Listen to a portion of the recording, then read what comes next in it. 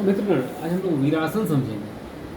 तो वीरासन के दो प्रकार प्रचलित हैं, जिनमें पहला ध्यान क्रिया के योग्य है। इसमें दोनों पैरों को मोड़ कर एक दूसरे के विरोधी पैर की जंघाओं पर रखे जाते हैं और दोनों हाथ घुटनों पर। पद्मासन से इस प्रकार भिन्न है कि इसमें एड़ियाँ जंघा के मूल को नहीं दबाती, पैर जांघों पर रखे रहते हैं।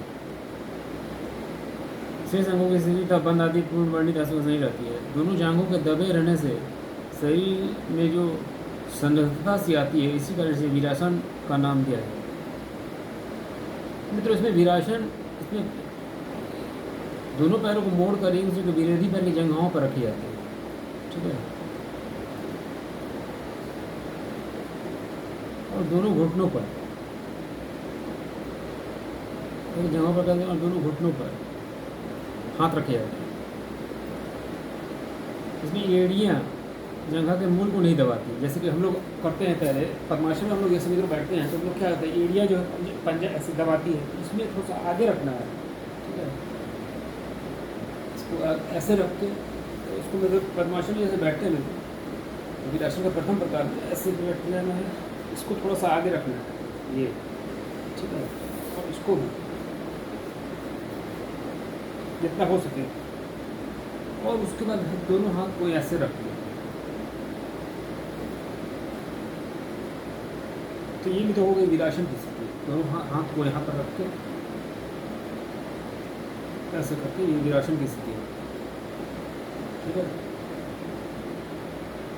पद्मासन ही है, खाली ये दोनों हाथ यहाँ रखना है। ठीक है, तो ये वीरासन की प्रथम स्थिति हो गई। ठीक है,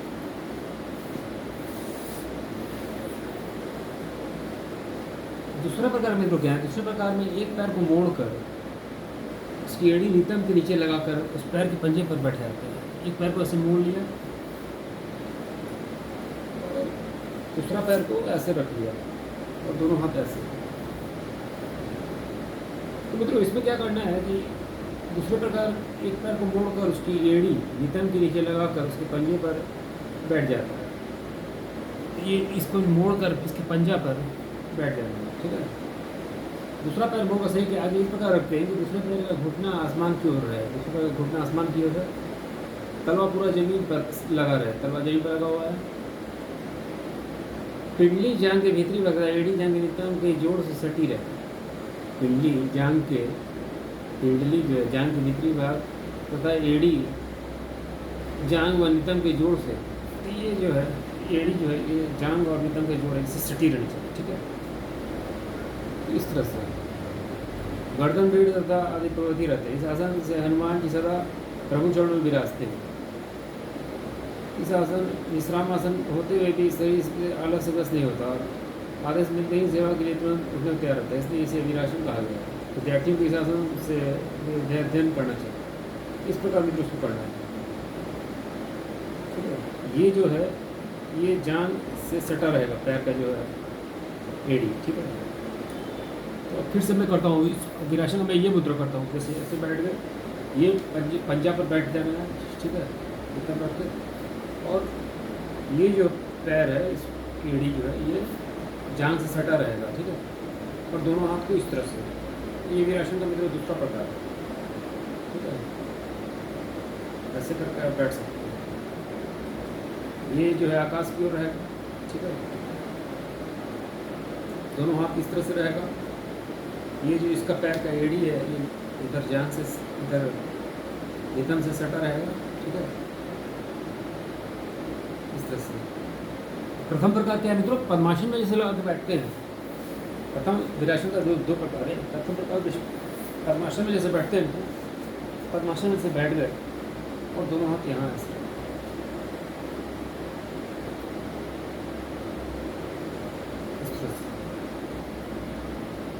दोनों हाथ यहाँ रख के आप ध्यान कर सकते हैं। ये वीरासन की दोनों स्थिति है। प्रथम स्थिति में आपको क्या करना है, जैसे आप पद्मासन में बैठते हैं वैसे बैठना है। जैसे आप पद्मासन में बैठते हैं, पद्मासन लगा के बैठ गए। ठीक है, और दोनों हाथ यहाँ इस तरह से। ठीक है, और फिर दूसरा स्थिति क्या है वीरासन की, ऐसे करके बैठ गए, ये एड़ी जो है ये ऊपर रहेगी, जांघा यहाँ से सर टच करेगी ये जो एड़ी है, और ये इसको मोड़ के इसके पंजा पे निकल रहेगी, ठीक है। और हाथ आपको ऐसे करेंगे। तो ये दोनों वीरासन के आसन हैं। इसको आप बैठे, ये हनुमान आसन का लगता है वीरासन। अच्छा।